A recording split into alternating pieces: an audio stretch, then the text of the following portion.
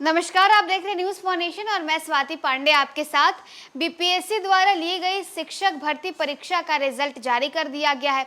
TRE यानी teachers recruitment exam का result भी जारी कर दिया गया। अब ऐसे में एक नया बखेड़ा खड़ा होने वाला है।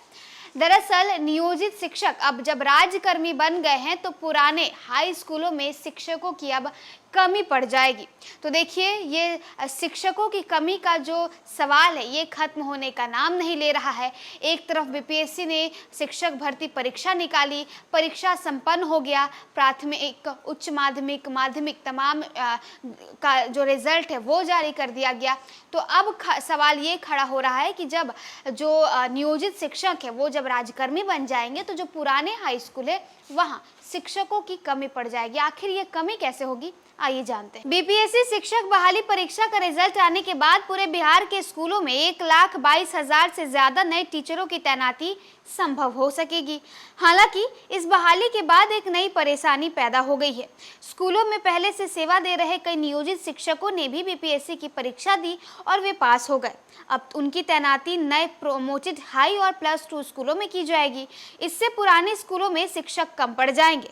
सुपौल जिले के तेजेंद्र उच्च माध्यमिक विद्यालय बरुआरी में 11वीं और 12वीं के कुल 7 नियोजित शिक्षक हैं। इन 7 में से 6 नियोजित शिक्षक बिहार लोक सेवा आयोग यानी बीपीएससी द्वारा ली गई शिक्षक नियुक्ति परीक्षा में शामिल हुए और सभी सफल भी हो गए। अब ये नए स्कूल में नियुक्त होंगे।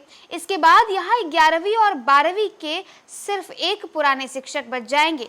इस तरह के मामले राज्य के सभी जिलों में के कई पुराने हाई एवं +2 स्कूलों में हैं।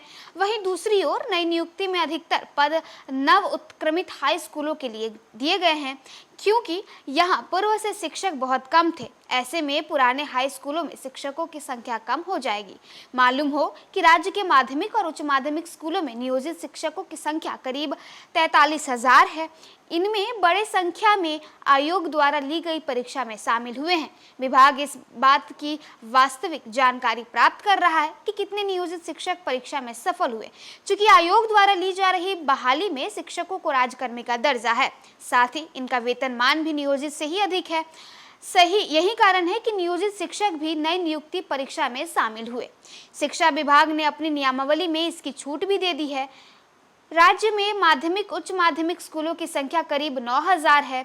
इनमें करीब आधे नव उत्क्रमित स्कूल हैं। इधर आयोग द्वारा ली गई परीक्षा में माध्यमिक और उच्च माध्यमिक में नई नियुक्ति में राज्य भर में 49,905 अभ्यर्थी सफल हुए हैं। उनकी काउंसलिंग भी शुरू कर दी गई है। काउंसलिंग के साथ ही इन शिक्षकों को प्रारंभिक प्रशिक्षण के लिए भी भेजा जा रहा है।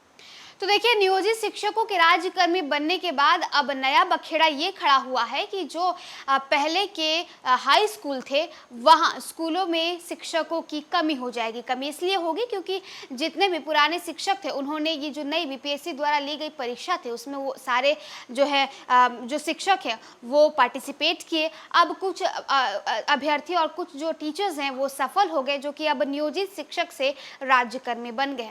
तो अब इस नए मसले का हल सरकार कैसे निकालेगी वो तो देखने का विषय है। फिलहाल इस खबर में बस इतना ही। और भी वीडियोस और अपडेट्स के लिए आप देखते रहिए न्यूज़ फॉर नेशन।